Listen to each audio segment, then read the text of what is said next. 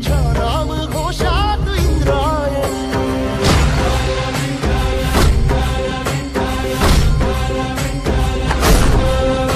भिडे आसमंती ध्वजा वैष्णवांची उभी पंढरी आज नारावली तुझे नाव ओठी तुझे रूप ध्यानी जीवाला तुझी आस गाला गली